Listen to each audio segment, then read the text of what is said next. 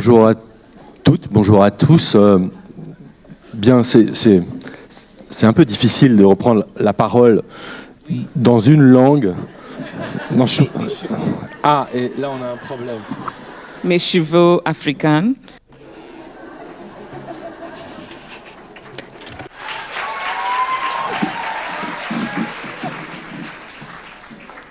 You manage. Yes.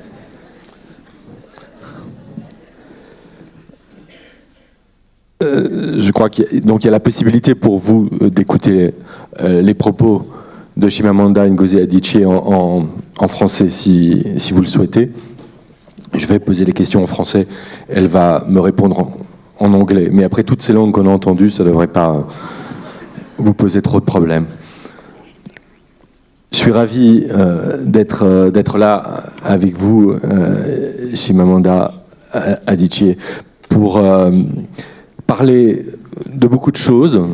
J'espère d'un certain nombre de questions dont on a entendu parler pendant cette lecture, mais aussi de littérature. Et je voudrais qu'on commence par parler de langue, en fait, puisqu'on vient d'avoir eu l'occasion assez rare, je trouve, d'entendre tellement de langues différentes que pour la plupart, nous ne comprenons pas, ni vous ni moi, et d'avoir fait cette expérience assez étonnante. Je me suis demandé du coup quel rapport vous entreteniez à cette langue dans laquelle vous avez lu votre texte, qui n'est pas la langue dans laquelle vous l'avez écrit, puisque vous l'avez écrit en anglais, et qu'il a dû être traduit spécialement pour aujourd'hui. C'est néanmoins une langue qui, j'imagine, structure votre vision du monde, au moins en partie, avec l'anglais à côté. Comment se fait le partage dans cette vision du monde entre l'igbo et l'anglais pour vous ?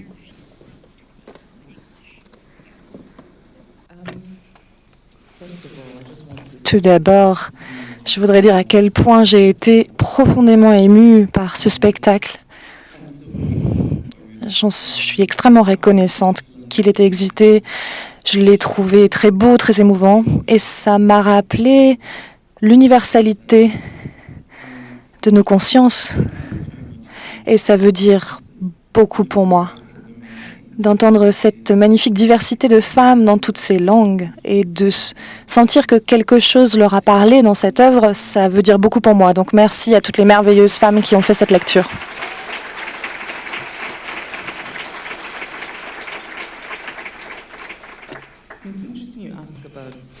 C'est intéressant que vous me demandiez en quelque sorte comment les langues se répartissent en moi. Ce que je veux préciser, c'est que l'anglais n'est pas une langue à côté pour moi, c'est vraiment au centre. Je me considère bilingue à égalité.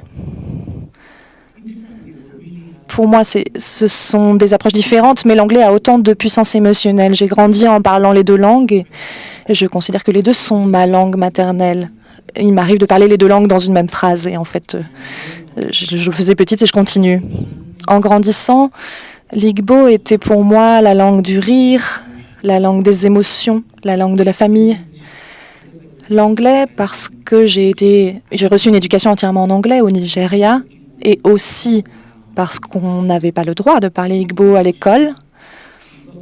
En fait, on était punis si on parlait en ce qu'on appelait la langue vernaculaire, le dialecte.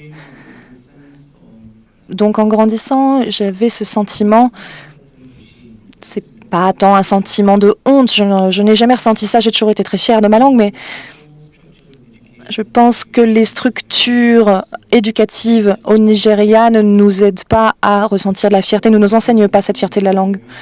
Mais j'ai grandi dans une famille très très fière d'être igbo. C'était très important pour mes parents qu'on ne se contente pas de parler igbo, mais aussi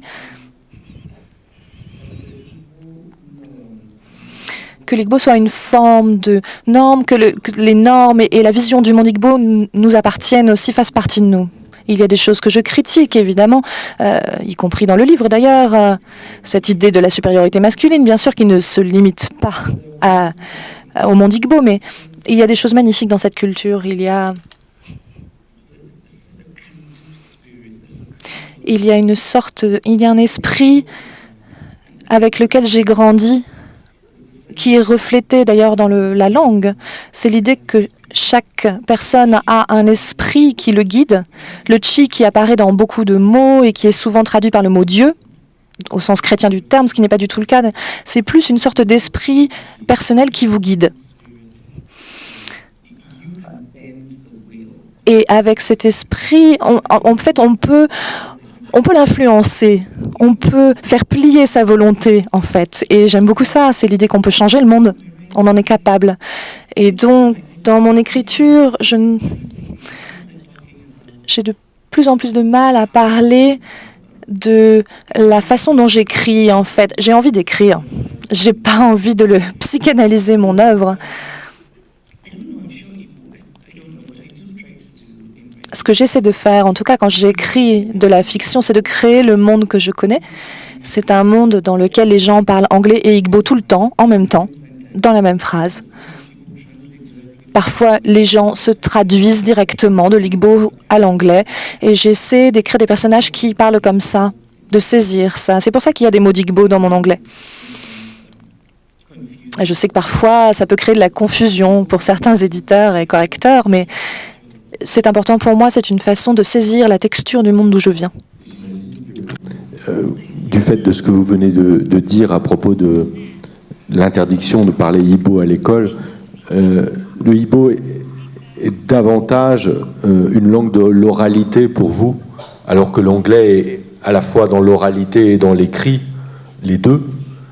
Par ailleurs, vous m'aviez dit il y a quelque temps que l'igbo n'est pas une langue parlée par beaucoup de monde, en fait. C'est pas l'une des langues les plus importantes ou les plus littéraires du pays qui compte beaucoup de langues, qui est le Nigeria.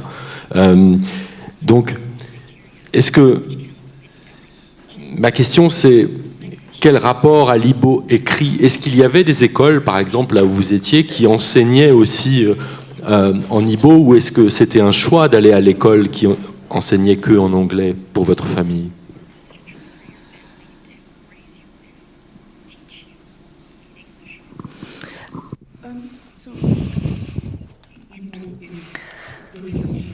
La raison pour laquelle il y a en fait une littérature en igbo, mais c'est une littérature qui n'est pas extrêmement vaste.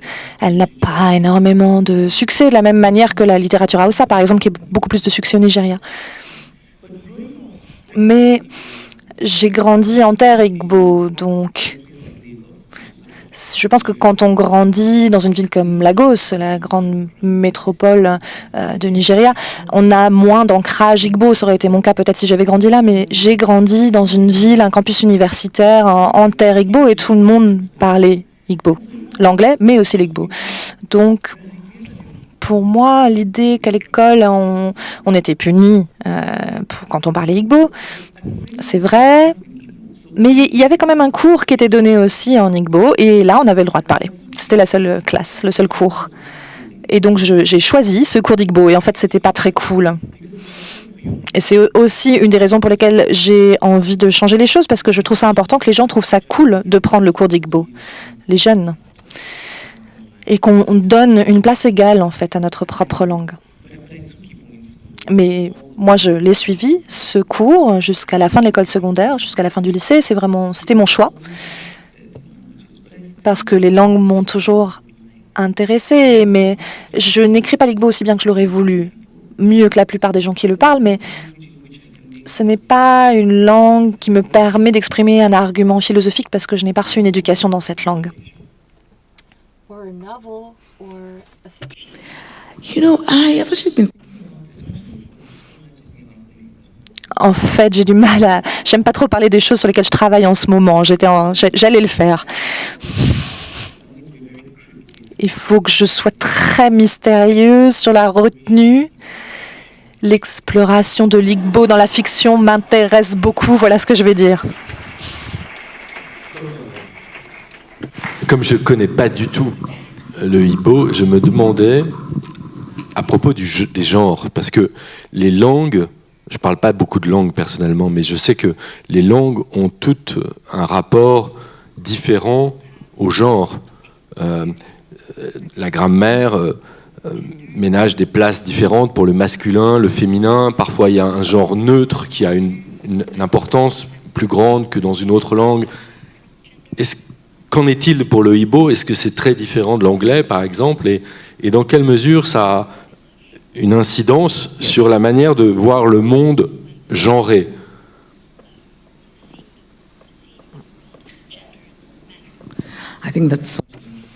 Ça, c'est une question fascinante.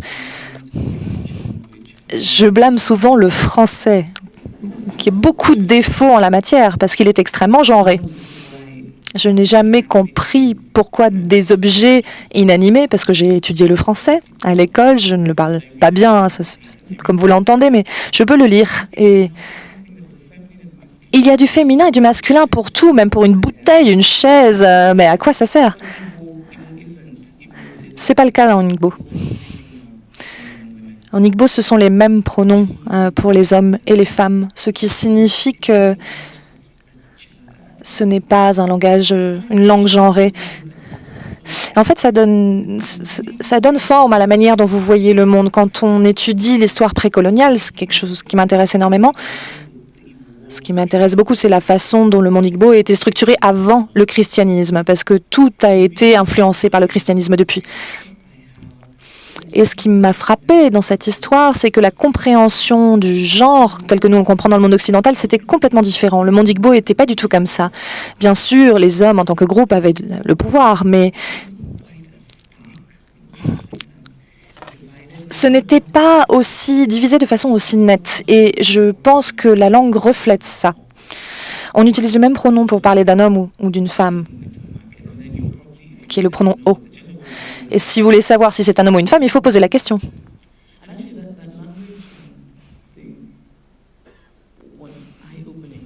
En fait, c'est une question de langue qui m'a vraiment ouvert les yeux récemment. Je fais le tour du monde pour dire aux gens qu'ils doivent respecter les femmes, n'est-ce pas? Et que les hommes et les femmes sont égaux. Et je parlais à une amie très chère qui est allée voir un médecin. Et elle m'a dit en Igbo qu'elle avait vu le médecin et que le médecin était excellent. Et je lui ai répondu en passant à l'anglais, parce qu'encore une fois, on n'arrête pas de changer de langue, on n'arrête pas de passer d'une langue à l'autre. Et donc en passant à l'anglais, j'ai dit « Et qu'est-ce qu'il a dit le médecin ?» Et mon ami a ri et m'a dit « Le médecin était une femme !» Et j'ai eu tellement honte. Parce que j'ai réalisé que même cette idée de la masculinité par défaut, c'est quelque chose que je n'ai pas réussi à désapprendre complètement, manifestement. Mais ça me fait aussi réfléchir sur la langue, parce que si on avait parlé seulement Igbo entre nous, en fait, eh bien, je n'aurais pas exprimé cette supposition. Alors, après Igbo, parlons de l'anglais, parce que l'anglais, c'est un continent en soi. L'anglais est parlé dans de très nombreux pays du monde. Il est écrit dans de très nombreux pays du monde. Du coup, la langue n'est pas tout à fait la même. Il y a des accents aussi très, très, très différents. Et je lisais, avant de venir, un article que l'un de vos amis, je crois, écrivain américain, a publié sur vous un portrait dans le New York Times Magazine, qui est Dave Eggers. Et Dave Eggers remarquait que vous parliez un anglais britannique, ce qui, à ses oreilles d'américain, sonnait très clairement comme un anglais britannique différent de l'anglais. Comment ça s'est passé quand vous êtes arrivé aux États-Unis par rapport à la langue anglaise? Est-ce que vous avez pris conscience pour la première fois que l'anglais que vous parliez était un anglais britannique et pas un anglais américain? Et quelle relation vous avez encore aujourd'hui avec cette différence-là? Yes. Oui, j'ai réalisé que c'était différent. On s'en rend compte très facilement. Les Américains ont l'air incapables de prononcer la lettre T. Donc, ça m'a pas fallu très longtemps pour me sentir tout à fait désorientée quand les gens disaient le mot « eau »,« water », sans prononcer le T. Ou le mot « 20 »,« 20 ». Mais quand je suis allée pour la première fois aux États-Unis, j'étais très jeune, j'étais impressionnable, j'avais envie de me fondre dans le décor. Donc j'ai commencé à adopter un accent américain que j'avais appris en regardant la télévision américaine. Et je me suis très bien débrouillée comme ça et pendant quelques temps. Et puis j'ai fini par arrêter parce que c'était épuisant. C'était épuisant d'être en permanence en train de sortir de mon registre naturel de ton. Ça me demandait tellement plus d'efforts de dire water et pas water, de ne pas prononcer ce T. Et j'avais envie d'économiser cette énergie et de l'utiliser pour quelque chose de plus utile, comme d'écrire. Mais en grandissant, j'ai donc grandi sur un campus universitaire où, bien sûr, bien parler, c'était important. Et j'avais un professeur dont j'ai fait un personnage fictionnel dans Americana, Mr. Abou. Et j'étais dans l'association qui organisait des débats. On faisait ces rencontres et il amenait une radio, il nous mettait la BBC et il nous faisait écouter BBC News. Et il voulait s'assurer qu'on allait parler comme ça. Et donc, de la même manière, je pense que tous les gens ont une voix publique et une voix privée. Ma voix publique est la voix de cet enseignant, celle qu'il m'a apprise. À chaque fois que je me retrouve à parler en public, je me souviens de cette rencontre avec mon enseignant. Et je parle comme ça. Yes, but it's also Oui, mais c'est une reine nigériane.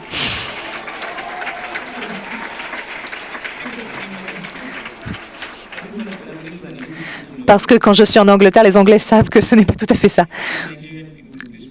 C'est l'anglais d'une reine nigériane, mais dans ma vie privée, ce que je suis en privé, je suppose que ça dépend. J'ai différents anglais. Quand je parle, par exemple, si je vais me faire tresser les cheveux au Nigeria, je vais parler comme ça, avec cet accent-là, pour qu'elle comprenne quand je parle. Si je parle à la famille, aux amis, l'accent ressemble plus à ça.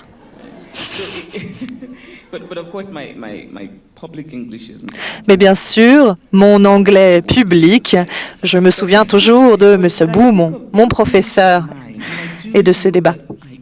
Mais l'anglais m'appartient. J'ai vraiment le sentiment que c'est ma langue. Et donc, c'est à la fois très pratique, puisque j'ai grandi dans un monde qui parle anglais, j'ai lu des livres en anglais, mais c'est aussi une position politique. Il y a une part de moi qui en veut beaucoup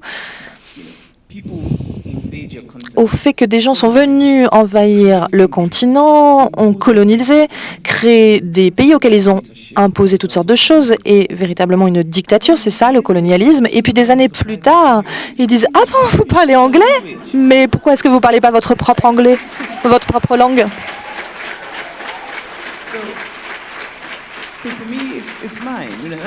Et pour moi, ça m'appartient. Et je pense que les Africains se sont appropriés cette langue, comme les Africains anglophones, comme les Africains francophones l'ont fait avec le français. Ça nous appartient, même si on ne le voit pas comme ça. C'est peut-être une impression trompeuse, mais on a le sentiment, quand on évolue dans le monde littéraire français, que c'est moins facile pour les auteurs francophones d'Afrique, par exemple, que ça l'est pour les auteurs anglophones d'Afrique. Que la langue anglaise est plus accueillante, plus souple, elle se laisse plus facilement transformer, réinventer, que la langue française, qui est toujours gardée de façon très jalouse et militaire par des académies, par des gens qui vérifient qu'on respecte bien les règles. Enfin, c'est l'impression que j'ai. Je ne sais pas comment vous voyez les choses.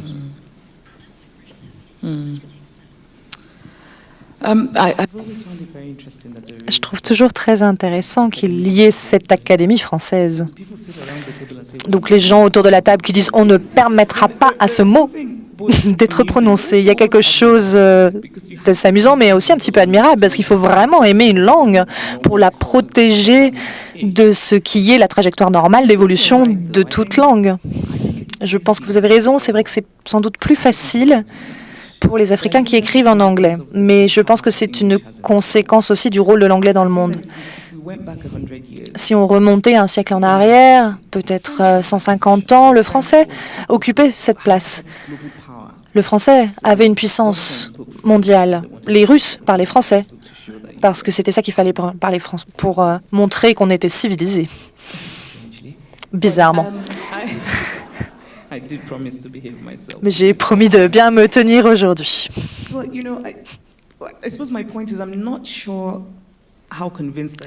Je ne suis pas sûre d'être totalement convaincue que c'est parce que l'anglais est plus souple. Je pense que si la France soudain devenait la première puissance mondiale comme il y a 150 ans, je pense que ça ne va pas se produire, mais je fais une hypothèse. Je pense que les gens qui écrivent en français trouveraient plus facilement à publier. En étant anglophone, j'ai souvent conscience que c'est un privilège parce que c'est une langue mondiale. Il y a tellement de traductions quand on écrit en anglais. C'est beaucoup plus difficile d'être traduit quand on écrit en français, par exemple, ou dans d'autres langues. Et j'en suis la bénéficiaire, mais je trouve ça aussi un petit peu perturbant, ce pouvoir de l'anglais.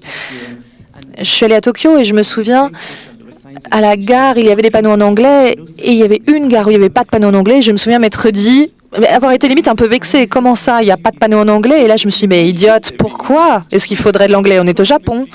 Ils ne parlent pas l'anglais ici. Et ça m'a fait réaliser à quel point, quand on est anglophone, on tient ça pour acquis, en fait, que l'anglais est la langue parlée partout dans le monde, et ce n'est pas le cas. Vous avez parlé de vos anglais en mettant un pluriel aux langues anglaises que vous parlez. Et je voulais savoir dans quelle mesure vous jouiez comme écrivain, comme écrivaine, avec ces différents anglais dans votre travail, avec différentes voix. Il se trouve qu'hier, j'avais une conversation publique en hommage à un grand traducteur de l'anglais qui s'appelait Bernard Höpfner, qui est mort il y a quelques mois, et qui avait retraduit une bonne partie de l'œuvre récemment de Mark Twain en français. Et on a pu entendre hier soir un extrait de Huckleberry Finn, dans lequel Twain jouait avec différentes oralités, différents accents très précis le long du Mississippi. Et je voulais savoir, parce que certains écrivains aiment travailler ces différences d'oralité, cette musique, ces différentes musiques. Est-ce que c'est votre cas aussi ? Oui, je crois. J'aime les langues. Je suis une autrice qui aime les langues, qui s'y intéresse. Et puis, je vis dans un monde qui a de nombreuses facettes en termes de langue. Je pense que Twain est un exemple extrême, en fait. Je pense que le traducteur a dû avoir un travail très difficile pour le traduire. C'est assez fascinant.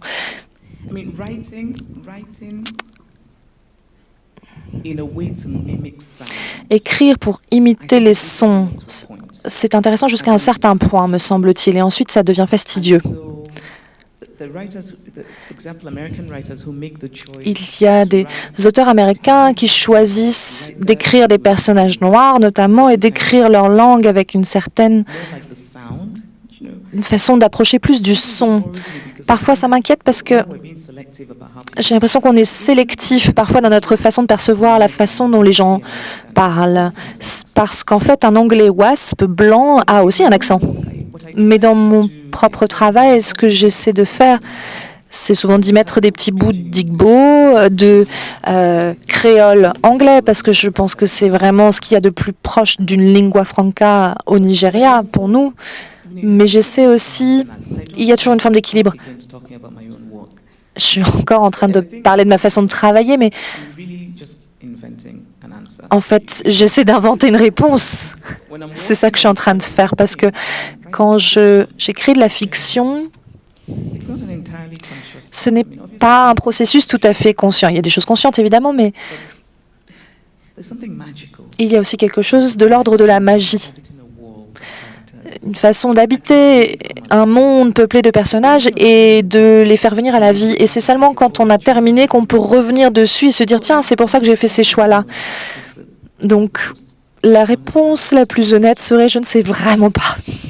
Une autre manière de répondre à la question, ce pourrait être de se souvenir, si je ne me trompe pas, que les premières choses que vous avez publiées, ce n'étaient pas des histoires, ce n'était pas de la fiction, c'était de la poésie.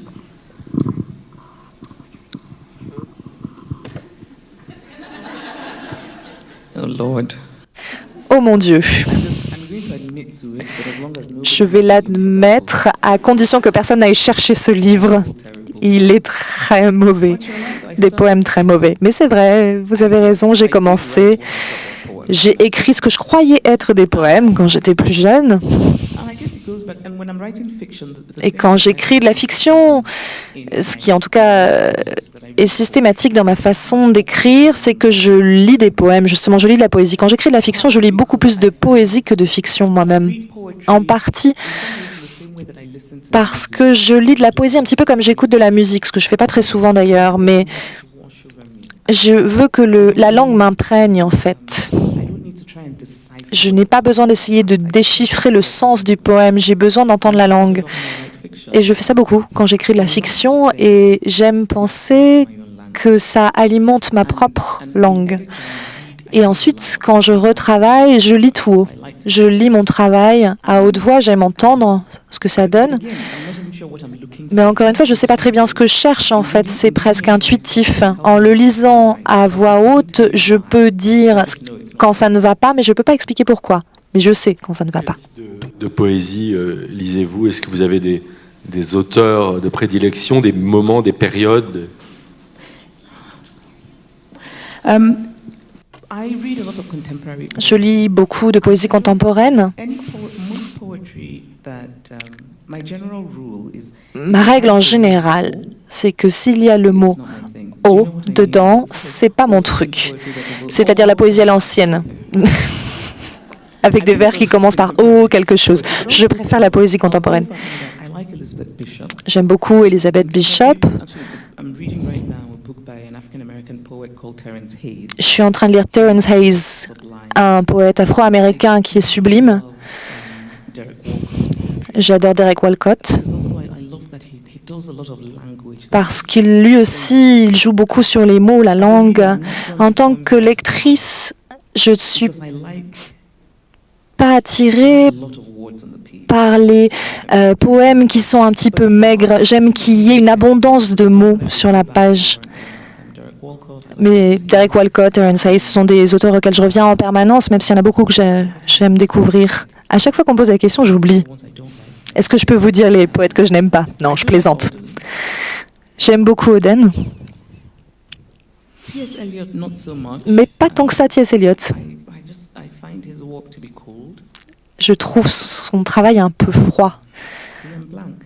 Voilà, j'ai un blanc, et dès que je serai descendue de scène, je vais me souvenir de tous les poètes que j'aurais pu citer. Et vous partagez avec les Anglais l'idée que la poésie serait un genre littéraire supérieur, parce que j'ai toujours été frappé par le fait que des écrivains anglais que je rencontrais me disaient j'aurais aimé être poète, mais je peux pas. Martin Amis, par exemple, ou des gens comme ça, pour qui la poésie est inatteignable, c'est un genre. En France, ce n'est plus comme ça. Les poètes sont au contraire minorés, ce sont les romanciers qui sont célébrés. That's interesting. C'est intéressant. Je peux peut-être une idée de la raison. Parce que les Français aiment trop parler.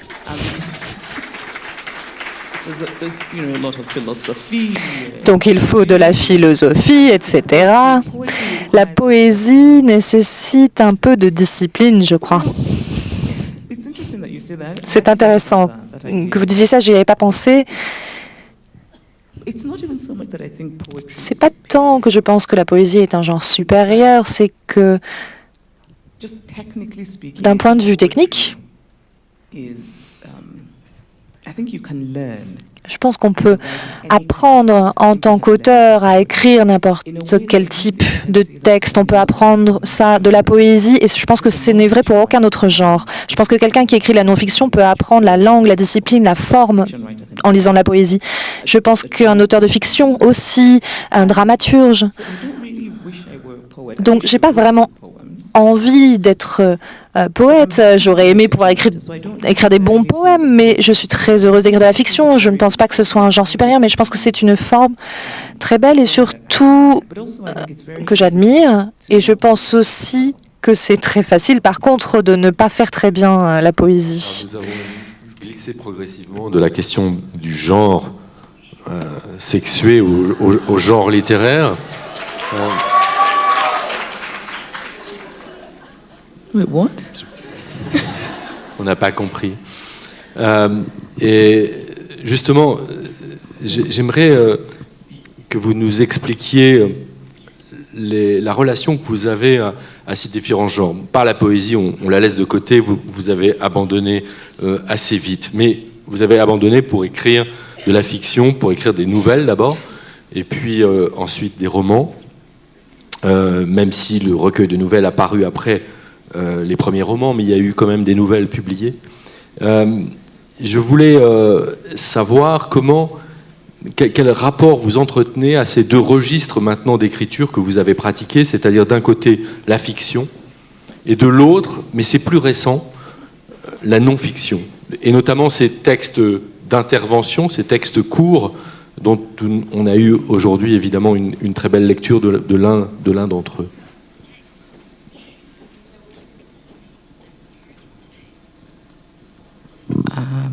Maybe so. Do you mean short stories? Not short. Vous voulez dire les nouvelles? On peut commencer par parler des nouvelles, si vous voulez. Effectivement, le format de la nouvelle par rapport au format du roman. Vous avez commencé par cette distance, en quelque sorte. Là encore, si on compare avec la situation littéraire française, c'est pas un genre qu'on pratique beaucoup. Dans le monde anglo-saxon, la plupart des écrivains commencent par écrire des nouvelles. Parce que peut-être c'est moins intimidant que de se lancer dans un roman. Quelle a été votre expérience? I'm really still confused. So short, I don't think I write short novels. I think Americana is No, short stories. short stories. Oh, right. So because Yeah, there is translation problem. Okay, Yeah, okay. short story. Yeah, short stories are. Donc on parle bien de nouvelles. Les nouvelles sont très importantes pour moi. J'ai commencé à écrire des nouvelles quand je suis allée aux États-Unis, en fait. Avant les États-Unis, au Nigeria, j'avais publié des poèmes. J'avais écrit ce que j'appelle des romans, ce que je pensais être des romans, mais quand je suis arrivée aux États-Unis, j'ai réalisé que la nouvelle était la forme qui était censée vous faire entrer dans le monde de l'édition, en quelque sorte. Et que la plupart des... OK. There's a revolution happening at the back. Il y a une révolution dans le fond. Oh, I think they want to talk about the book.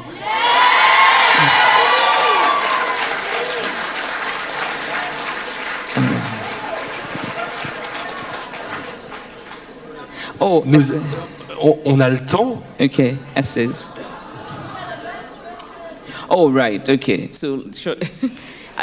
It's the person. The person who writes fiction is very different from the person who writes La non-fiction. personne qui écrit de la fiction est très différente de la personne qui écrit de la non-fiction. Emotional place. Quand j'écris de la non-fiction, je ne suis pas au même endroit. Quand j'écris de la fiction, je suis transportée. Je suis très heureuse quand ça se passe bien. J'ai le sentiment que mes ancêtres me parlent. Il y a vraiment quelque chose de cet ordre-là. Alors que quand j'écris de la non-fiction, je suis beaucoup plus ancrée dans ce que je fais, beaucoup plus terre à terre. Je sais ce que je fais, je veux communiquer quelque chose en particulier. Je fais très attention à être lucide. Quand j'écrivais Chéri Djawele, par exemple, c'était très différent de quand j'écrivais mon roman. Je voulais envoyer un message. Chéri Djawele est venu vraiment par passion. C'était quelque chose qui était très important pour moi, mais c'était aussi quelque chose de très clair. Je n'étais pas transportée ni particulièrement heureuse en l'écrivant. Pour moi, c'est pas du tout la même chose, la fiction et la non-fiction. Même dans la conception, c'est pas pareil.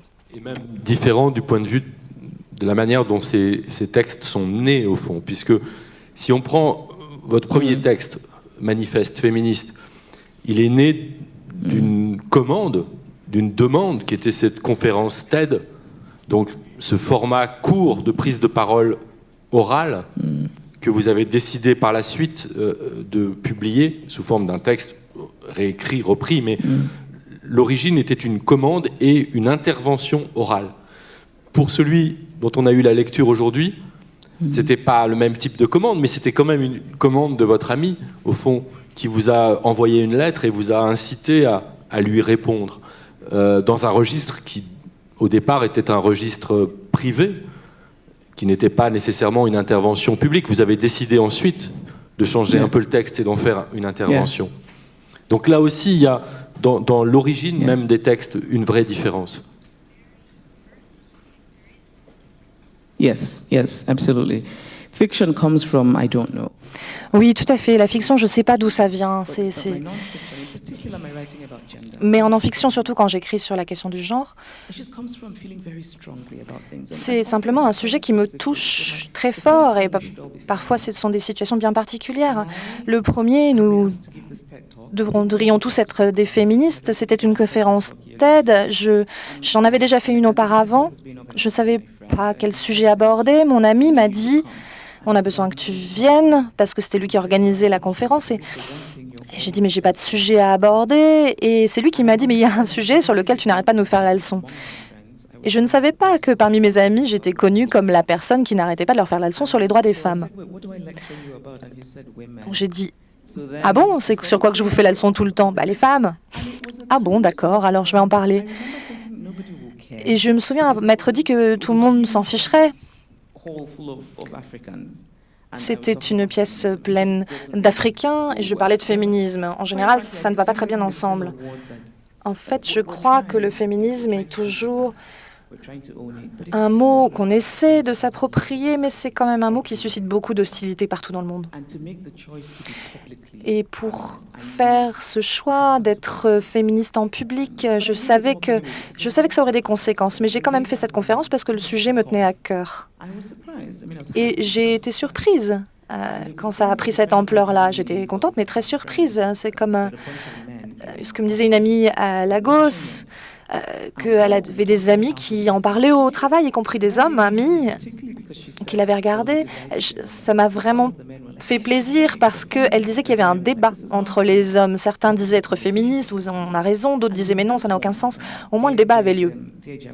Celui-ci, Cher Djawele, je l'ai écrit des années auparavant pour une amie à moi, une version plus courte. Et puis, j'avais lu quelques textes en ligne sur le débat au Nigeria, sur la question de savoir si les femmes doivent savoir cuisiner ou pas. Et ça m'a rendu tellement triste, c'était tellement rétrograde. Alors j'ai décidé de rallonger ce texte, de le mettre sur Facebook, parce que juste j'étais vraiment agacée de ce que je voyais. D'une certaine façon, j'avais besoin moi aussi de structurer mon propre féminisme, de savoir comment le défendre, mais j'avais aussi l'espoir que des femmes, en particulier plus jeunes, formeraient leur propre féminisme et que ce serait plus compliqué pour un homme de leur dire: puisque vous dites que vous êtes féministe, vous n'êtes pas une africaine. Et c'est le genre de débilité qu'on m'en sort très souvent. Et je voulais donc que ce soit très pratique. La théorie féministe ne m'intéresse pas, la théorie du genre ne m'intéresse pas. Ce qui m'intéresse, c'est la dimension pratique, pragmatique. Quelque chose qui part de l'expérience et qui permet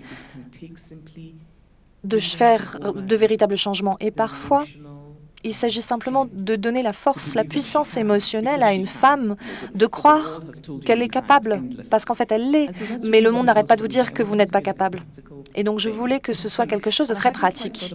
Et je n'avais pas pensé à le publier comme un livre, je voulais juste qu'il soit lu très largement. Et puis j'ai réalisé qu'en faire un livre, ce serait sans doute pas une mauvaise idée. Et donc c'est ce que j'ai fait.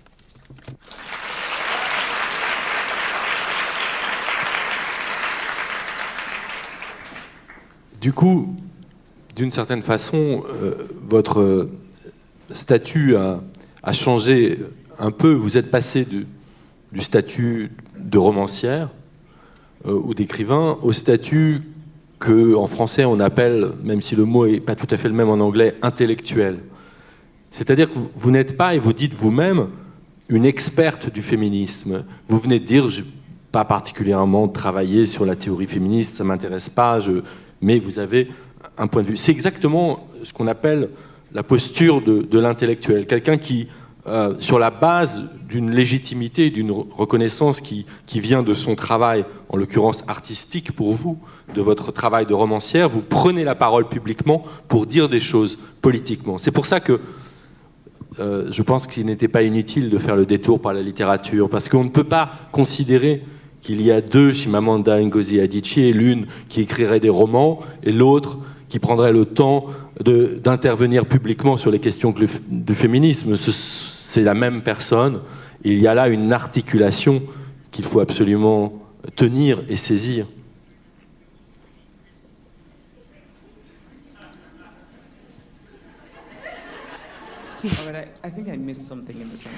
Je pense que j'ai peut-être loupé quelque chose à la traduction. No, I said the opposite. Est-ce que vous avez dit qu'il y avait deux Chimamanda ou une? Non, juste une. J'ai des bandeaux, n'est-ce pas, des turbans différents. Parfois, je mets mon turban de féministe et parfois, je mets mon écharpe de romancière. Non, cette blague ne marche pas trop.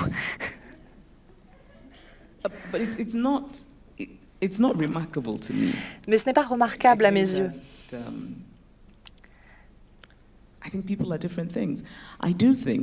Les gens peuvent être des choses différentes. Je pense souvent qu'on attend des femmes qu'elles ne soient qu'une seule chose. On attend des femmes qu'elles soient l'une ou l'autre, plutôt que l'une et l'autre. Pour moi, il n'y a aucun conflit entre les deux. Je suis féministe depuis que j'ai été assez grande pour observer le monde. Je suis devenue féministe bien avant de savoir ce que signifiait le mot féministe, ce qui veut dire qu'enfant, j'avais vraiment conscience, j'étais très attentive à la façon dont les garçons et les filles étaient traités de façon différente. Mais pour moi, ce n'était pas tant la différence que le fait que cette différence avait un sens. Si ça avait été différent mais égalitaire, ça aurait été bien. Mais ce n'était pas le cas. Et je m'en rendais bien compte en tant qu'enfant, et j'étais le genre d'enfant qui pose des questions tout le temps. Dans ma ville, il y avait le carnaval et il y avait des masques et les enfants adoraient aller les voir, mais les masques qui avaient le plus de sens, ceux qui sont capables qui ont des pouvoirs magiques, qui peuvent vous transformer en serpent, etc. Les enfants avaient peur et les adultes disaient « Toutes les filles, rentrez à la maison ». Et moi, je disais, mais moi, j'ai envie de les voir, ces personnages déguisés, ces masques. Et on me disait, ben non, tu ne peux pas parce que tu es une fille. En même temps, j'étais un enfant qui adorait lire, qui adorait écrire. Toutes ces choses n'étaient pas en conflit pour moi. Il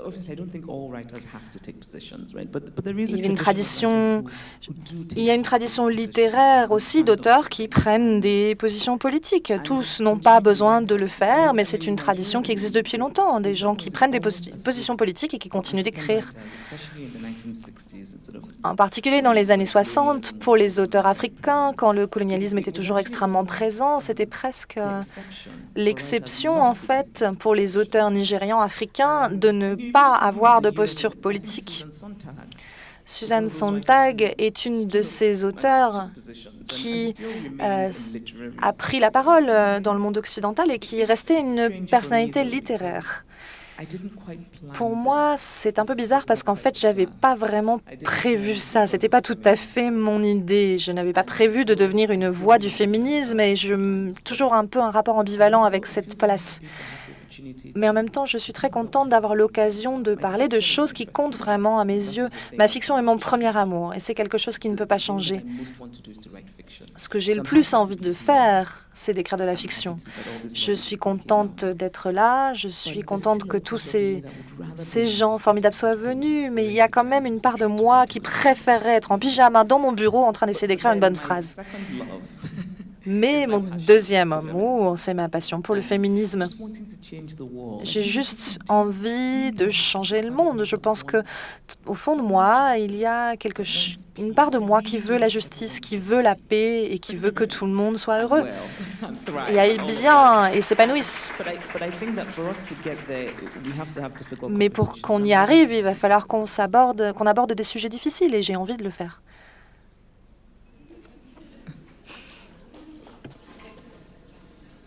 je n'opposais pas le fait, évidemment, d'être féministe et écrivain, mais le choix, dont vous dites d'ailleurs que ce n'est pas vraiment un choix, qu'il est arrivé un peu par hasard, de devenir une féministe publique, et donc de passer une partie de votre temps désormais à porter publiquement ces idées, et parfois au détriment du temps passé à écrire des romans, vous le dites vous-même à l'instant. Donc, alors même que certains écrivains sont prudents, ont peur que leur œuvre littéraire soit rabattue sur une dimension politique. Vous n'avez jamais eu peur de ça. Vous avez le courage d'être sur les deux fronts, au fond. No, I'm not at all. Non, pas du tout, en effet. Je résisterais si on lisait, on interprétait mes romans seulement d'un point de vue politique, mais je crois que je m'y opposerais. Mais je crois que beaucoup d'auteurs qui viennent d'Afrique, d'Asie, d'Amérique latine, il y a toujours un risque, simplement parce qu'ils viennent de ces parties du monde, il y a une tendance à lire notre œuvre comme une œuvre politique et anthropologique, plutôt que simplement une histoire d'êtres humains. Quand mon premier livre, L'Hibiscus pourpre, est sorti aux États-Unis, il y a un personnage de père abusif, et tellement de gens me disaient « Ah, ce père, il représente vraiment le Nigeria, la dictature nigériane. » Et je disais « Mais non, c'est juste un sale type, il ne représente rien du tout. » Mais ça m'a vraiment frappée parce que, d'une certaine façon, c'était impossible d'avoir une manière de... On ne pouvait pas entrer dans mon œuvre sans la voir en termes politiques. Mais ça ne m'empêche pas d'avoir effectivement une position politique, même si j'ai peur de ça. Je pense que c'est impossible de vivre dans le monde en tant que citoyen présent, engagé, et ne pas avoir une position politique. Quand les gens me disent « Oh là là, je préfère m'éloigner, me tenir loin de la politique », je dis « Mais comment est-ce que vous faites ?» Il y a tellement de choses qui ont besoin de bouger. On devrait tous avoir des positions politiques, nom d'un chien. Purple Hibiscus est un roman qui se passe pendant la guerre du Biafra. Et, peut-être vous pourriez en dire un mot, parce que on est dans un festival des droits humains. Et je crois que ça a été un moment historique dans les années 60 qui n'est pas anodin pour la création du mouvement humanitaire, cette guerre. Ça a été l'occasion pour des médecins de s'engager et de créer des organisations. C'est cette histoire-là aussi. Et comment j'aurais aimé que vous nous expliquiez ce qui vous a conduit à faire de ce moment historique très important pour le Iboland dans lequel vous avez grandi, le contexte, le cadre de ce premier roman. Et la place de la question des droits humains dedans. Vous parliez d'un personnage, mais c'est plus vaste que ça. So it's Half of a Yellow Sun, my second novel. Donc c'est l'autre moitié du soleil, en fait. C'est mon deuxième roman. Le deuxième roman, excusez-moi. Yeah. So Half of a Yellow Sun, my second novel. It came from wanting to understand. C'est venu d'une envie de comprendre l'histoire de ma famille et puis aussi de comprendre l'histoire de mon pays. Ma famille a été affectée par la guerre. Mes deux grands-pères, en fait, sont morts dans cette guerre. Et ça a vraiment forgé la trajectoire de ma famille. Il y a eu un impact énorme parce que si mes grands-parents n'étaient pas morts, notre vie aurait été différente. Mon grand-père était si important pour mon père. J'ai tellement entendu parler de lui. Mon père a 86 ans, mais il continue à parler de son père. Tous les jours, il fait référence à lui. Donc c'est quelqu'un qui est extrêmement présent en tant que souvenir. Et je crois que j'avais besoin de comprendre ce qui nous l'avait enlevé, cette guerre. Et de comprendre aussi de quoi parlaient mes parents quand ma mère disait « J'avais ça avant la guerre ». Il y avait toujours cette espèce de rupture, le avant et après la guerre. J'avais envie de comprendre, donc j'ai commencé à lire tout ce que je pouvais trouver. Et puis le Biafra est devenu ce sujet international, les photographes s'y retrouvaient. Et faisaient avancer leur carrière en prenant des photos. L'aide internationale, l'aide humanitaire est devenue un sujet. Médecins sans frontières a été fondé à cause de la guerre au Biafra. Mais pour moi, ça n'a jamais été ça. C'est quelque chose de beaucoup plus personnel. C'est le conflit qui a emporté mes grands-pères, qui a volé l'innocence de mon père. Vraiment, mon père et sa génération parmi les Igbo. C'est quelque chose qui est encore très présent au Nigeria parce qu'il y a encore beaucoup de débats. Même les faits sont encore remis en cause. Mais maintenant, il y a peut-être un peu plus quand même de débats, de discussions autour de cette période. Ce n'était pas le cas il y a 20 ans et j'espère que mon roman y a contribué parce que les gens ont pu aborder des choses très difficiles par la fiction. Vous avez eu plusieurs fois l'occasion de dire que l'une des grandes figures de référence littéraire pour vous au Nigeria, ça a été Chinua Achebe. On peut penser aussi que vous avez lu tôt un autre auteur qu'on a connu notamment après son prix Nobel en Europe, qui est Wole Soyinka, enfin que le grand public a connu parce qu'il était déjà traduit depuis longtemps. Est-ce qu'il y a eu pour vous, est-ce que c'est important, des figures féminines de la littérature nigériane ou plus largement africaine qui vous ont marqué dans vos années adolescentes ou étudiantes? Yes. Oui, Flora Wapa, who's an Flora Wapa est une auteure Igbo wrote very short novels, but qui écrit des romans très courts. work was about Igbo women and their Son lives. œuvre parlait des femmes Igbo, de leur vie, et ça m'a attiré énormément. Flora Wapa didn't have the kind of regard that Elle n'a pas attiré le même type d'attention qu'elle aurait pu avoir si elle n'avait pas été une femme qui écrivait sur des femmes à l'époque où elle écrivait. Amatadu, who's Ghanaian. Amatedou, qui est ghanéenne, je l'ai découverte un petit peu plus tard, quand j'avais peut-être 16-17 ans, et j'adorais vraiment.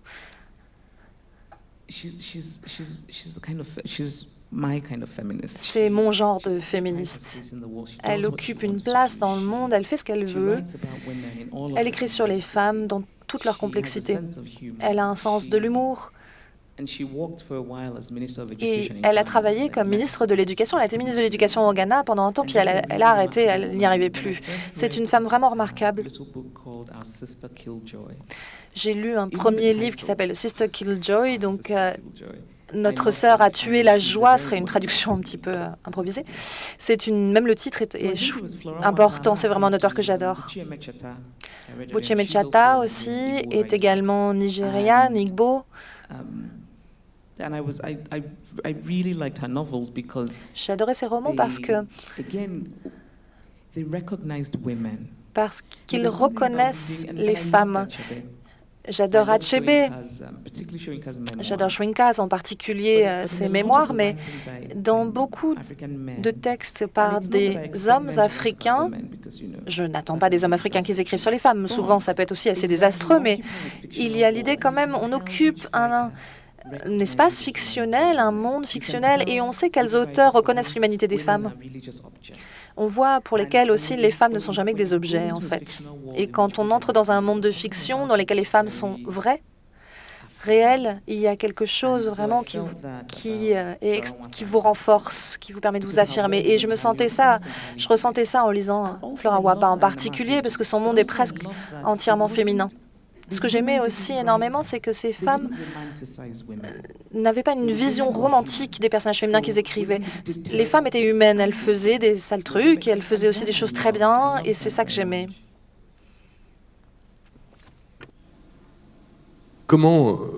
Quelle relation, y a-t-il une différence dans la relation que vous entretenez avec vos personnages selon qu'ils sont féminins ou masculins ?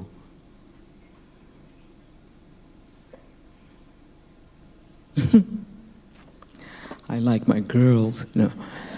Je préfère les filles, c'est mes copines. En fait, c'est une question intéressante. Quand j'ai écrit L'autre moitié du soleil, pour moi, au cœur de ce roman, il y a le personnage de Ubu qui me... Hugo est un personnage masculin, c'est celui qui me ressemble le moins en surface. Il a grandi dans un village, son éducation n'est pas du tout la mienne, mais en fait ce personnage masculin, c'est moi en termes de perspective sur le monde, sa curiosité, son envie d'apprendre et son envie de s'améliorer. Ça me ressemble beaucoup. Et je me disais, Hugo, c'est moi en fait. J'ai ressenti ce lien avec lui parce que c'était moi. Mais quand j'écrivais le personnage de l'homme anglais, au début, j'ai eu beaucoup de mal. Parce que j'avais vraiment conscience d'être en train d'écrire un personnage masculin et blanc, anglais. J'avais peur d'aller dans une espèce de pastiche quelque part, hein, quelque chose qui ressemblerait à du Henry James. Mes phrases étaient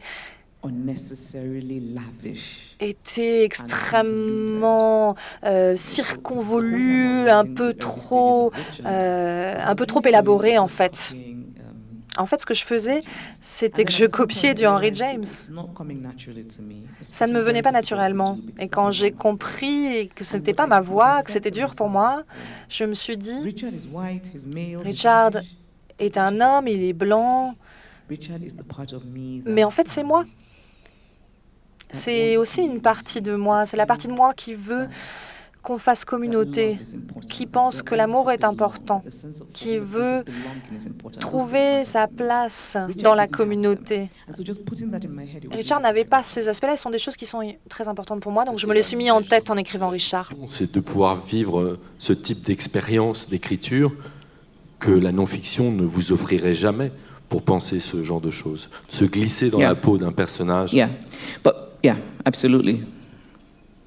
Yes, Oui, tout à fait, c'est ce qu'il y a de magique dans la fiction. Mais pour Richard, j'ai fait énormément de recherches aussi. J'ai parlé énormément d'anglais, d'hommes anglais, en particulier des hommes anglais plus âgés, parce que j'avais envie de sentir vraiment à quoi ressemblait sa vie à Richard, et des petits détails de son éducation, de classe moyenne anglaise.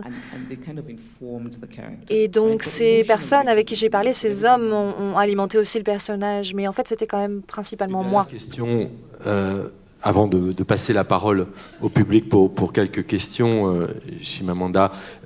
Dans la lettre qui a été lue tout à l'heure dans toutes ces langues, dans ce texte, vous dites que vous venez à votre tour d'avoir un enfant, une petite fille, et que vous allez vous efforcer de mettre en œuvre tous les conseils que vous donnez à votre ami.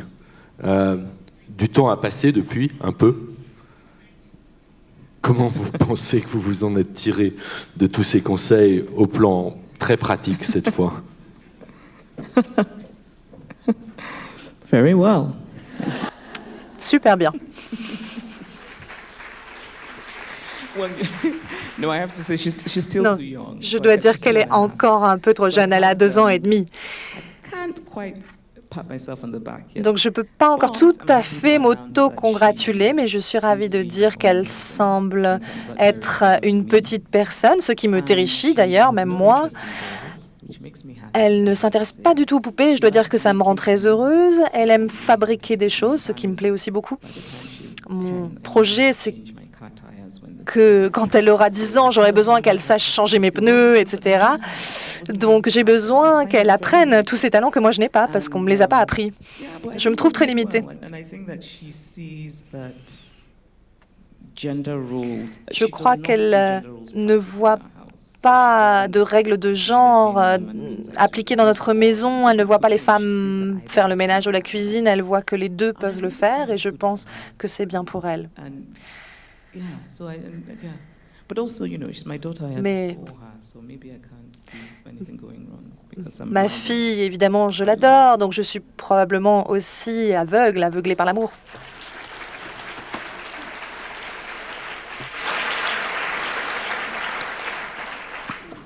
Oui, alors j'imagine qu'un micro peut circuler pour vos questions. Je vois des mains levées. Je ne sais pas où c'est la personne qui... Voilà, attendez. 2 secondes, si vous pouvez repérer les gens qui lèvent la main. Voilà. Thank you very much for giving me the floor. Thank you very much, Mrs. Adichie, for Merci. Merci, Madame Adichie, d'être là. J'ai adoré tous vos livres, mais je veux vous poser une question sur Americana, qu'on n'a pas abordée jusqu'à présent. Dans ce livre, vous donnez l'impression que le personnage, c'est peut-être plus qu'une impression, découvre ce que c'est que d'être noir quand elle va aux États-Unis. Parce que quand elle est au Nigeria, elle n'a pas cette sensation, elle est juste comme tout le monde. Aujourd'hui, en Europe, on a ce que tout le monde appelle une crise migratoire. On a beaucoup de gens qui arrivent d'Afrique, qui se retrouvent dans des sociétés où être noir est encore être différent. J'aimerais beaucoup vous entendre sur ce que ça signifie pour vous aujourd'hui d'être noir en Europe ou dans d'autres pays, notamment quand vous êtes migrant. J'étais juste en train de réfléchir à la langue. Quand vous disiez ce sont des sociétés où être noir et être différent, c'est pas simplement être différent, c'est qu'il y a des stéréotypes négatifs et des connotations qui sont liées à cette différence. Pour moi, la différence, c'est pas un problème. C'est fantastique de vivre dans un monde qui célèbre des différences fantastiques. Le problème, c'est quand on donne un sens et une valeur à la différence.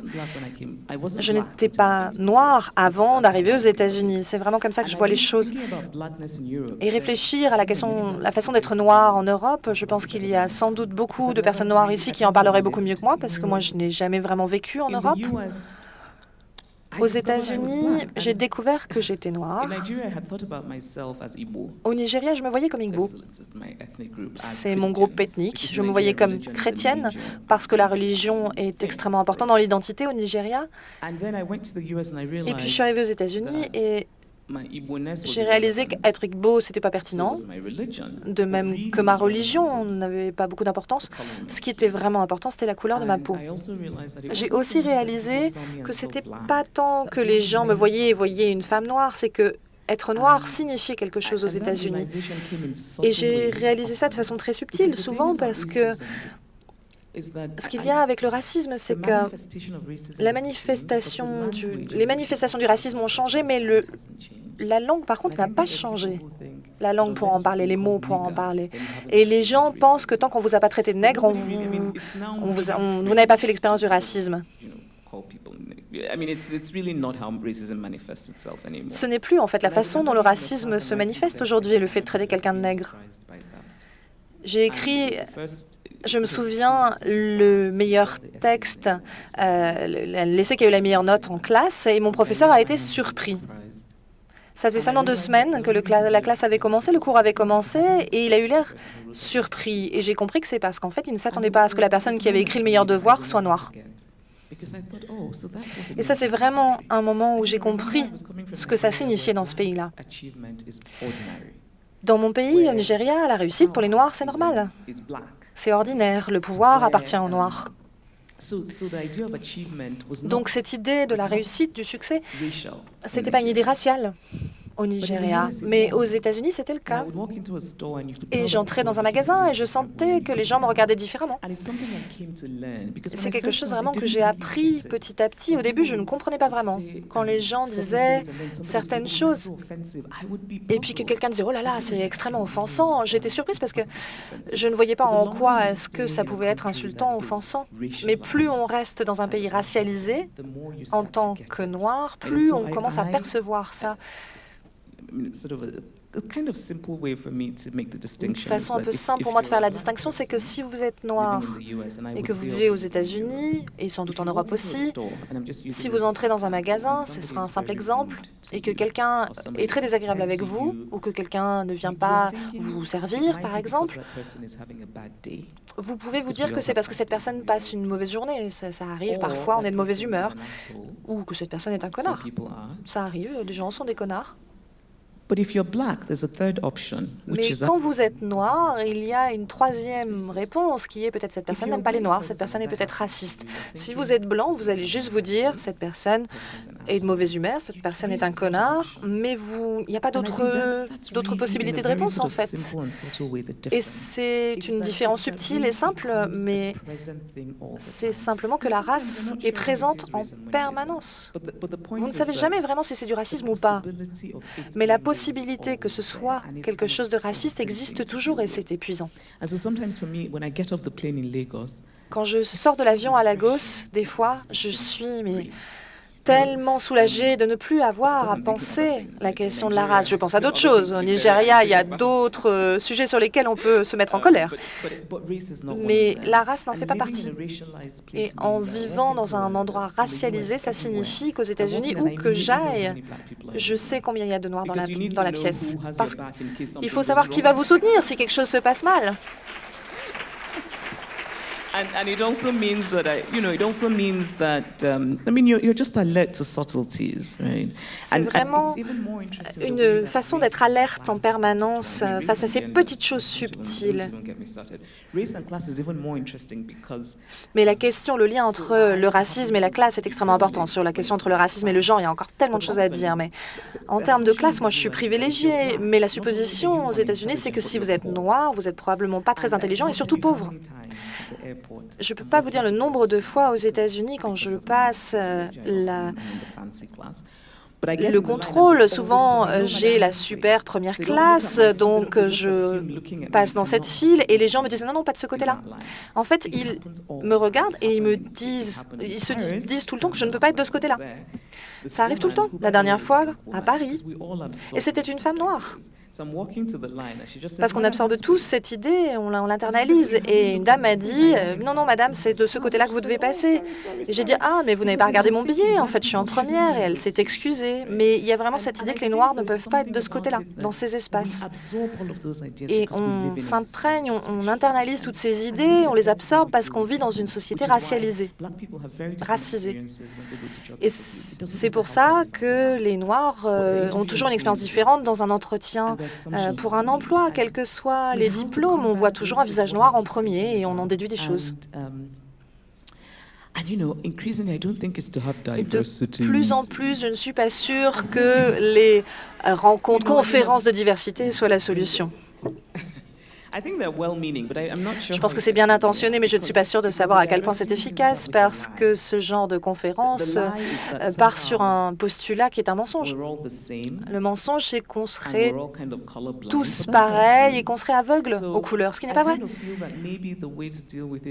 Je pense que peut-être la façon de faire face à ça, c'est peut-être de commencer par reconnaître la différence. Je n'utilise pas le même fond de teint que vous, et c'est pas grave.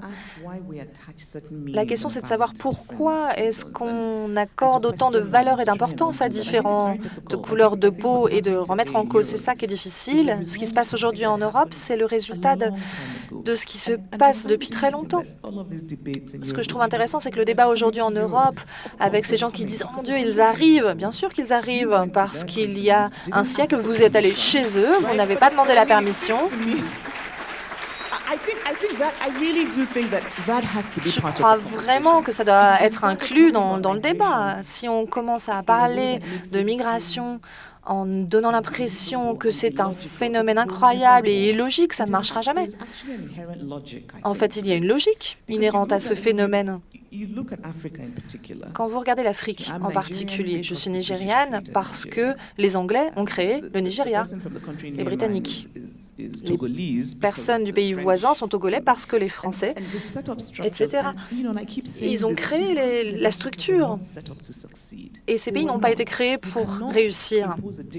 On ne peut pas imposer une dictature, ce qui était le colonialisme. On parle de gouvernements coloniaux, etc. Et parfois, ça n'a pas l'air bien méchant, mais en fait, ça l'était. C'est quand même bizarre de s'attendre à ce que des pays nés dans la dictature fleurissent d'un seul coup, s'épanouissent dans la démocratie. Forcément, ça va prendre du temps. Et pendant ce processus, des gens auront envie de partir parce que les gens veulent simplement une vie meilleure. Donc, ils iront là d'où ces autres gens sont venus il y a un siècle. Il y a une logique là-dedans. Et l'histoire humaine est une histoire de mouvement. Dans l'histoire humaine, jusqu'au plus longtemps vous remontez, c'est une histoire de mouvement, de déplacement. On peut parler de réguler ça, mais on ne peut pas partir du point de départ que c'est un phénomène illogique et fou. C'est pas le cas.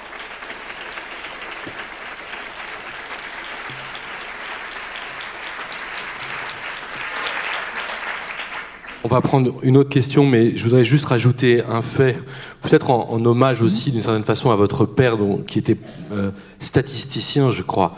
Parce que on parle de la crise des migrants, mais on n'entend pas beaucoup rappeler une chose dans les médias, qui est un fait démographique, donné encore récemment par le FMI. L'ouest de l'Afrique est la région du monde qui émigre le moins au monde.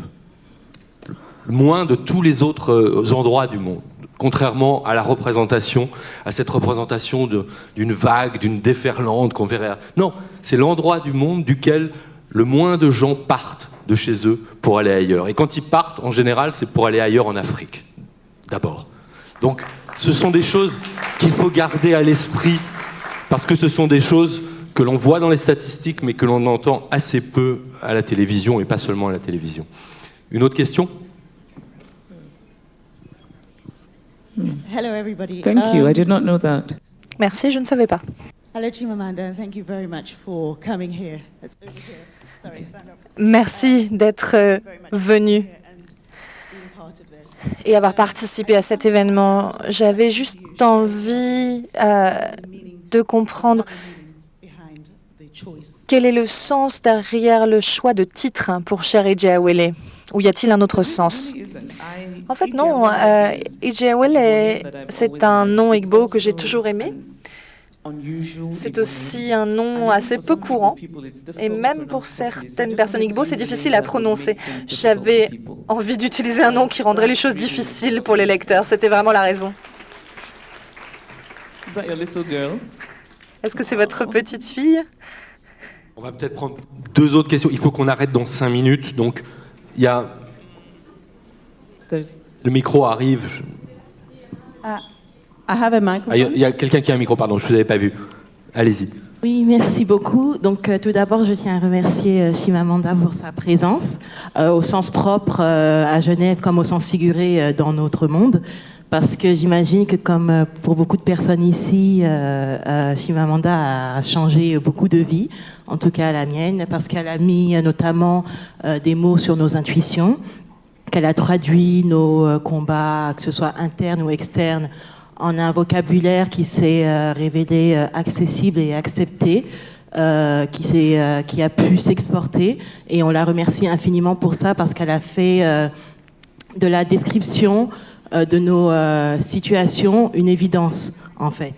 Et elle a aussi rendu évident le fait qu'une femme noire, jeune et africaine soit reconnue comme une figure majeure, non seulement de la littérature, mais également du milieu intellectuel. Et on la remercie parce qu'en faisant cela, elle a ouvert un champ...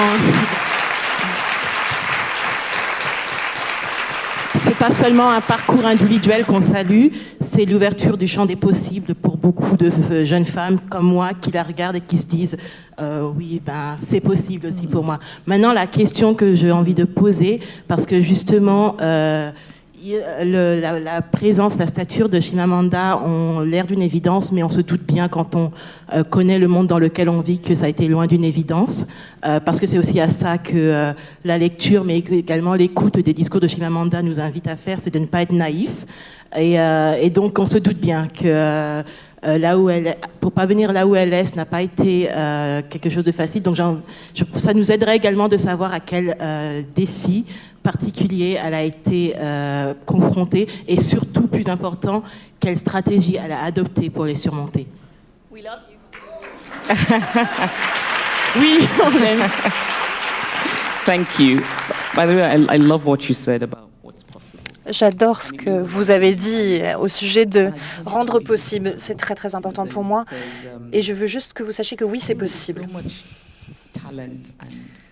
Il y a tellement de talents, il y a tellement de rêves que parfois on s'oblige à réprimer parce qu'on n'a jamais vu quelqu'un qui nous ressemble le faire ou que le monde nous dit qu'on ne peut pas y arriver, mais en fait on peut. Quand j'ai commencé à écrire, plus jeune, j'étais très fière de ce que j'écrivais. J'étais persuadée que tout était fabuleux dans ce que je faisais. J'ai envoyé un manuscrit écrit avant l'Hibiscus pourpre qui a été rejeté par tous les éditeurs. Et j'ai eu beaucoup de mal au début à faire face à ce rejet. Je l'ai pris de façon très personnelle. J'avais des moments vraiment de dépression. Et puis j'ai compris qu'être rejeté, ça fait partie du parcours, en fait. Ça ne veut pas forcément dire que l'œuvre n'est pas bonne. Ça peut vouloir dire aussi qu'elle n'est pas adaptée à cet endroit-là ou que l'éditeur ne l'a pas compris. Et puis surtout, ça peut vous pousser à essayer à nouveau. Même avec les nouvelles, quand j'essayais de les faire publier, je recevais des lettres de refus et puis il suffisait de voir la forme de la lettre pour voir qu'on l'avait juste glissée dans une enveloppe et puis qu'elle n'était pas du tout personnelle. Et puis petit à petit, j'ai eu des lettres de rejet avec des mots personnels de l'éditeur qui étaient beaucoup mieux. Et puis petit à petit, j'ai eu des lettres d'acceptation. Mais ça a été très lent. Ça a été tout un processus. Et je suis contente de l'avoir vécu parce que ça vous apprend qu'il faut continuer, qu'il faut persévérer. Il faut avoir confiance. Quand je parle à des jeunes femmes aujourd'hui, je vois ça très souvent. Il ne faut pas s'excuser de son ambition. Il faut l'assumer. Je suis ambitieuse depuis que j'ai eu 3 ans. Je voulais être la déléguée de classe. Quand le maître ne me permettait pas d'être la personne qui avait la baguette pour taper sur les doigts de ceux qui parlaient en classe, j'étais vraiment pas du tout contente. Quand j'avais 95 sur 100 à un devoir, j'étais vraiment très vexée. Je voulais 100, c'était pour moi que je voulais faire tout ça. Et parfois, on a des moments de doute. C'est le cas pour tous les humains, mais il faut vraiment assumer ce qu'on fait et croire que ce qu'on fait a de la valeur. Il faut le faire bien, évidemment, mais donc c'est apprendre vraiment que le rejet fait vraiment partie de l'apprentissage et du métier. C'était difficile pour moi, mais je crois que ça y est, c'est quelque chose que j'ai appris. Et puis maintenant, d'être une personnalité publique, il y a des moments où j'ai pas envie d'être une personnalité publique. Il y a des moments où c'est très facile pour les gens de me comprendre de travers, parfois de façon délibérée. C'est facile aux gens de me prêter des motifs qui ne sont pas les miens.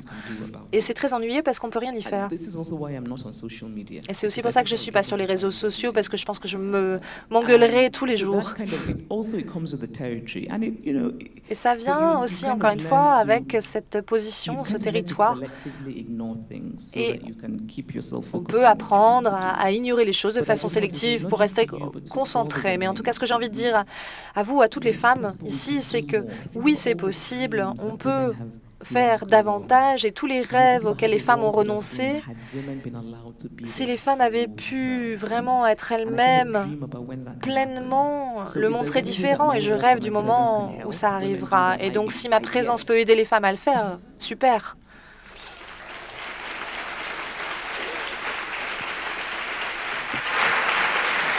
Je promets de faire des réponses courtes, mais j'ai envie d'entendre les gens qui lèvent la main. Alors, peut-être un dernier ensemble de questions comme ça. J'ai un microphone ici. J'ai déjà le microphone. Je vous vois. Je vous vois. Ma question, c'est est-ce que vous considérez l'égalité entre les hommes et les femmes comme un droit fondamental humain? Comment le protéger, le promouvoir face à des religions comme le catholicisme ou l'islam qui ne considèrent pas les hommes et les femmes comme des égaux, puisque nous disons tout le temps que nous devrions changer notre culture, mais peut-être devrions-nous changer aussi notre religion?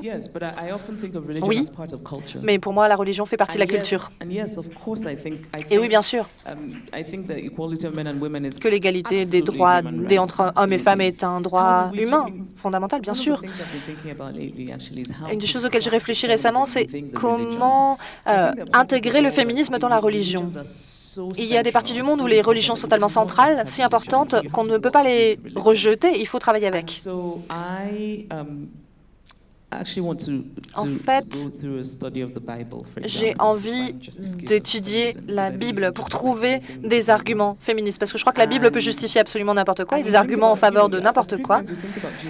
En tant que chrétien, on pense à Jésus-Christ, et on pense à la considération qu'il avait pour les femmes, clairement, et on peut réaliser que peut-être la façon dont on a structuré le christianisme, c'était peut-être pas tout à fait ce qu'il avait en tête.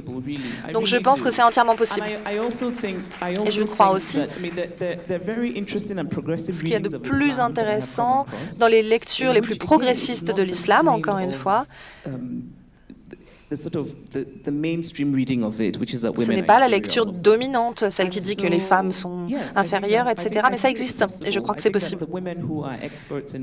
Et il y a des femmes expertes en religion qui devraient vraiment continuer à intégrer des versions féministes de ces religions, à développer des versions féministes. Mais ce sont les humains qui ont créé les religions, donc on peut toujours les refaçonner.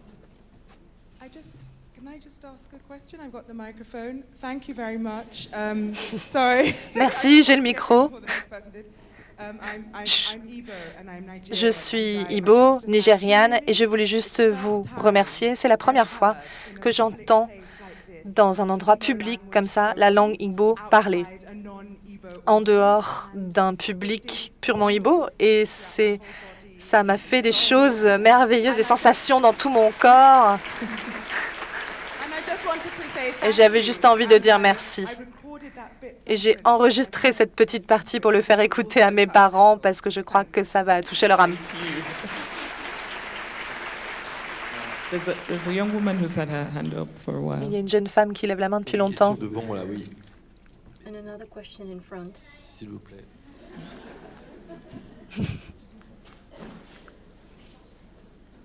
Hi. Je suis mère célibataire de 2 garçons et je crois que j'ai une grande responsabilité vis-à-vis de mes fils de changer leur point de vue au sein de mon foyer. Mais j'ai toujours eu un problème avec le mot féministe. Je voulais savoir si vous avez toujours eu cette relation avec le mot, parce que pour moi, c'est comme s'il fallait qu'on prouve quelque chose. En fait, je vis ma vie comme je la vis et je ne me soucie pas forcément de ce que les gens en pensent. J'ai le cœur qui bat à toute allure parce que je suis une grande fan.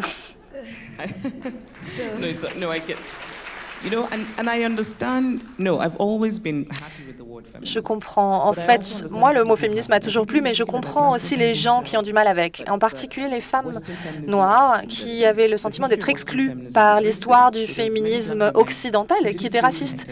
Et donc, il y a beaucoup de femmes noires qui ne se sentent pas en lien avec cette histoire-là, et pas que les noirs, d'ailleurs, les femmes qui ne sont pas blanches. Je prends juste la définition du dictionnaire, mais je crois aussi que c'est important d'avoir un mot qui nous permet de nous rassembler tous, parce que quand on ne nomme pas les problèmes, c'est difficile de les résoudre. Et il y a un problème. Donc, et quand vous dites on a l'impression qu'on doit prouver quelque chose, oui, c'est vrai, oui, il y a un problème qu'on doit résoudre. Et je pense que parfois les femmes sont mal à l'aise parce qu'on dirait que ce serait peut-être trop agressif ou que les hommes puissent être repoussés par un tel mot. Et je pense que si un homme, que le mot féminisme repousse, c'est pas le genre d'homme qu'il vous faut de toute façon, dont vous avez envie. Voilà, je me permets de me... I have the microphone too. J'ai le micro, moi aussi. Me too. I'm sent here. I'm on behalf of an organization called the Blash. Je suis ici au nom d'une organisation qui s'appelle Blash, une organisation pour les femmes noires en Suisse alémanique. Je voulais la présenter. Je suis manifestement pas une femme noire moi-même. Je suis transgenre et métisse. Je ne me considère pas comme de sexe masculin. Je me considère comme non-binaire, mais peu importe. Je suis là au nom de cette organisation.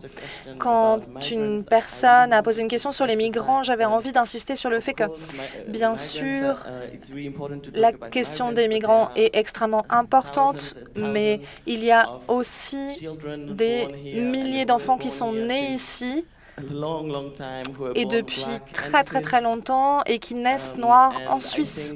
Et je pense que c'est vraiment important que Chimamanda soit là et qu'on puisse lui poser des questions, mais il y a des gens ici qui peuvent aussi répondre à des questions. La première organisation dont je voulais parler s'appelle Blash et l'autre s'appelle Afrolite. Je n'en fais pas partie, mais elle a été créée par une femme noire de Genève. C'est une association qui défend les auteurs noirs, donc ça existe aussi, vous pouvez vous adresser à eux. Et la dernière, c'est l'Alliance contre le profilage racial, qui a aussi été créée à Berne et que vous pouvez contacter. Je voulais simplement dire ça. Désolée d'avoir pris la main, mais je voulais vous demander ce que vous pensiez de ce type d'organisation, en particulier sur la question de la littérature africaine et des gens de couleur qui essayent de faire avancer cette littérature de la diaspora africaine. Je pense que c'est une bonne chose.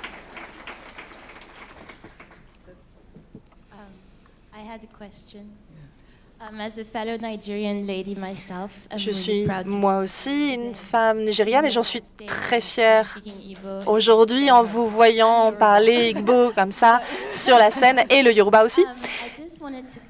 J'avais juste envie de revenir sur un incident auquel tout le monde peut s'identifier, la fameuse interview. J'ai grandi au Nigeria et je me souviens de cette bibliothèque où ma grand-mère m'appelait, qui s'appelait Quintessence. Et dans un monde aujourd'hui où la wax est à la mode, l'afrobeat aussi est en train de revenir à la mode, comment ça se fait que les Africains, la littérature africaine nigériane n'est pas en phase? Quelle est votre vision des choses? Comment voyez-vous cette place pour la littérature africaine? Quelle est votre vision pour le futur et pour l'avenir? Et comment pourriez-vous peut-être en être la voix, le porte-parole? Quelle serait votre place là-dedans? En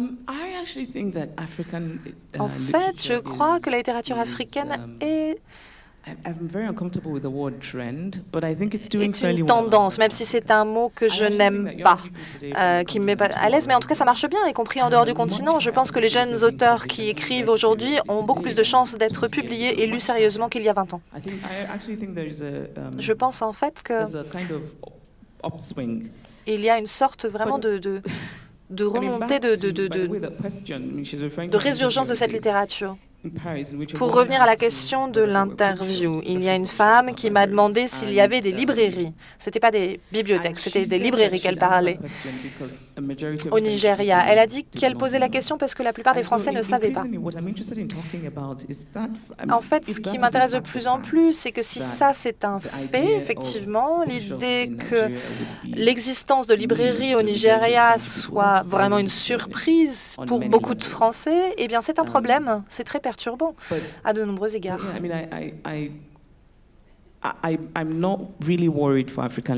je ne m'inquiète pas vraiment pour la littérature africaine. En fait, je suis tout à fait optimiste.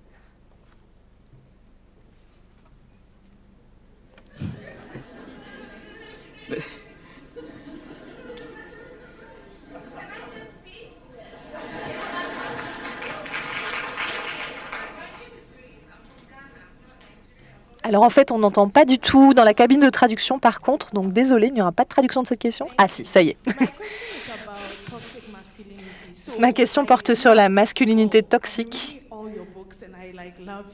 J'ai lu tous vos livres, je vous adore, c'est pour ça que j'en tremble, mais j'ai développé mon féminisme en lisant vos livres.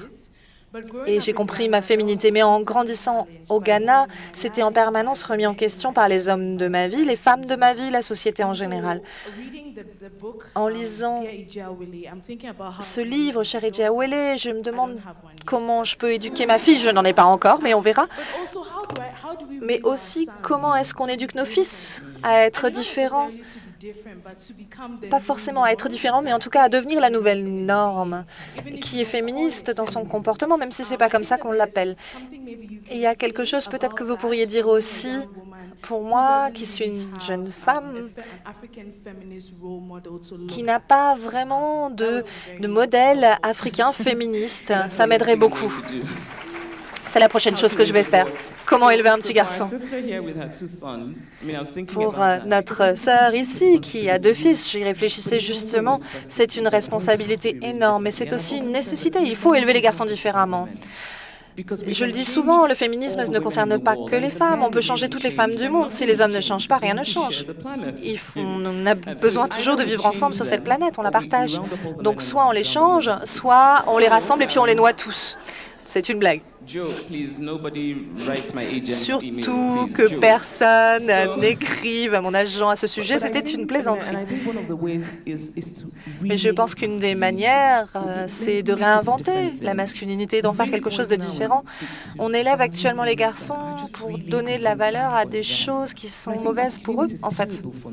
Je pense que la masculinité, c'est terrible pour les hommes. Cette idée qu'il faut tout le temps être fort, qu'on n'a pas les mots pour exprimer ses émotions. Il y a beaucoup de choses au sujet de la masculinité qui obligent à jouer un rôle de façon complètement creuse. Et si on mettait l'accent sur d'autres choses? Cette idée des garçons qui ne doivent pas pleurer, si on ne disait pas ça, si on s'attendait à ce qu'ils pleurent et qu'en fait on leur faisait honte quand ils ne pleuraient pas depuis tout petit. Mais vraiment, en fait, ça demande un certain nombre de personnes. Il faut atteindre une masse critique.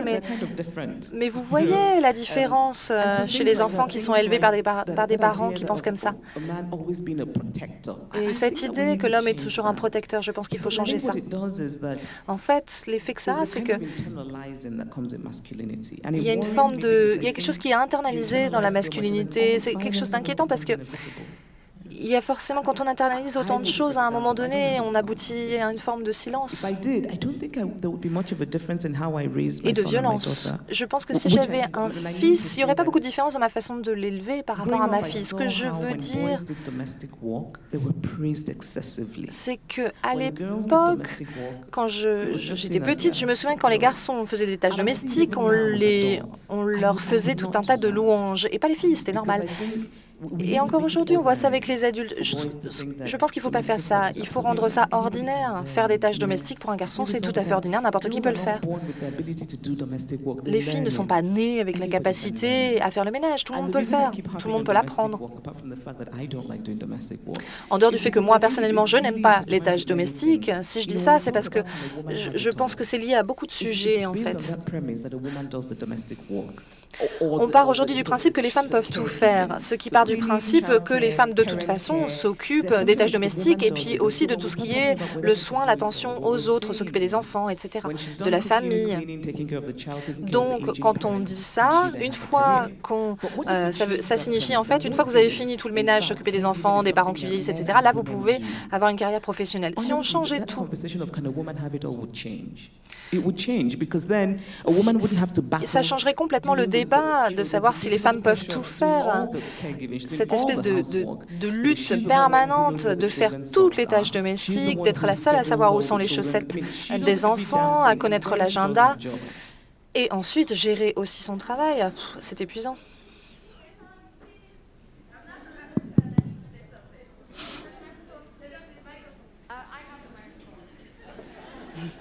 Go ahead. Thanks, I have the microphone now. C'est bon, j'ai le micro. Il va falloir qu'on fasse une bataille. Il y a assez de place pour tout le monde. Merci, je suis vraiment très contente de pouvoir poser cette question. Je l'ai promis à mon ami. On est jamaïcaine, on a lu le livre ensemble, donc j'étais tellement contente d'entendre une haïtienne. C'était super. C'était extrêmement puissant. C'était pas que cool, c'était extrêmement puissant.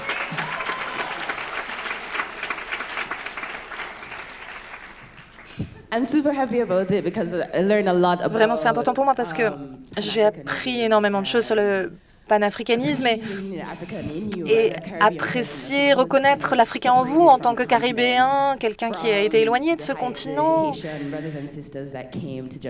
Les frères haïtiens aussi qui sont venus en Jamaïque après le tremblement de terre. Voilà, c'était très important. Black, probably an African woman novel that I ever read. Et votre roman était probablement aussi le premier roman d'une femme noire que j'ai jamais lu. Et le personnage de Kanene, pour moi, est un symbole de féminisme. C'est exactement ce à quoi j'aspirais. C'était impossible pour moi même de rêver d'être un tel personnage. Quand j'avais 19-20 ans, aujourd'hui, j'ai l'impression qu'elle pourrait peut-être être fière de moi. Je me demandais comment vous avez inventé ce personnage de Kanene, de l'autre moitié du soleil. À la fin, elle disparaît en quelque sorte. C'est tellement dur. Vraiment, j'adore ce personnage. Merci. J'adorerais pouvoir vous répondre, mais en fait, je ne sais pas ce qui lui est arrivé. C'est triste. Je ne sais pas. Mais vraiment, en faisant des recherches sur ce roman, je suis tombée sur des tas d'histoires comme ça. Ça vous brise le cœur, hein, parce que on sait, quand on sait, on peut faire son deuil, mais quand on ne sait pas, c'est ce qu'il y a de plus terrible, parce qu'on a toujours cette autre personne dans le cœur. J'ai parlé à une femme dont le fils n'était jamais rentré. Elle n'avait jamais entendu qu'il était mort, et j'ai appris qu'il était mort. La guerre s'est achevée en 70, mais récemment, en 2012, elle allait régulièrement dans des endroits où on lui disait avoir vu quelqu'un qui lui ressemblait, et elle continuait. Et ça m'a vraiment brisé le cœur, et j'avais envie de garder cette idée, en fait, de ne pas savoir ce qu'était devenue la personne. My name is... I have the mic. No, she has a mic too. At the back first, please. Yeah. Finally. Enfin. Je suis Caroline, je viens du Rwanda. Je ne crois pas pouvoir vous remercier assez d'être là, de nous faire l'honneur de votre présence. J'ai lu tous vos livres et vous m'avez inspiré de bien des façons. Ma question aujourd'hui, c'est comment pouvons-nous faire comprendre aux hommes africains les avantages du féminisme, comment ça peut être bon pour tout le monde, pour nos familles et pour notre pays. Et ça veut dire deux choses différentes en fait. Je suis Ibo et les Ibo sont connus pour adorer l'argent. Donc ce que je fais avec mes frères Ibo, c'est de leur dire, est-ce que vous n'êtes pas fatigués de devoir toujours tout payer? En général, c'est un point de départ, de leur dire, vous n'êtes pas obligés en fait de tout payer. Ils disent, ah oui, c'est vrai. Et dans ce cas-là, j'enchaîne sur, oui, mais dans ce cas-là, si vous n'êtes pas obligé de payer pour tout, il y a d'autres choses à accepter aussi. Et là, ils commencent à réfléchir. De plus en plus, il faut vraiment qu'on leur vende cette idée. Si on réfléchit non pas en termes théoriques, mais en termes pratiques, c'est une façon d'essayer de trouver des manières que ça n'ait pas l'air si mal à leurs yeux. Il y a une forme de résistance de la part des hommes parce qu'ils croient qu'ils perdent en fait.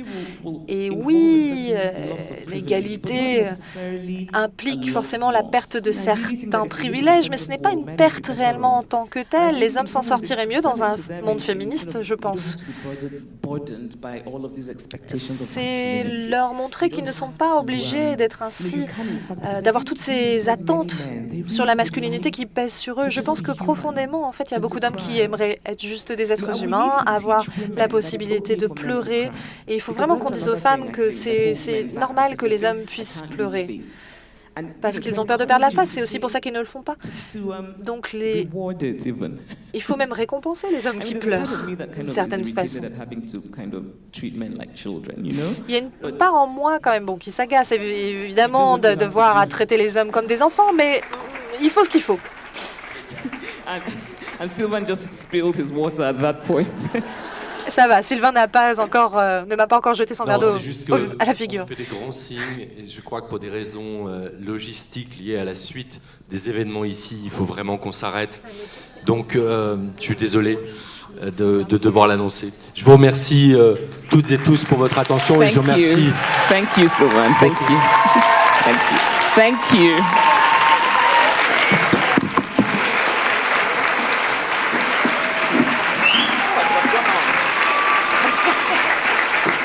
Wow.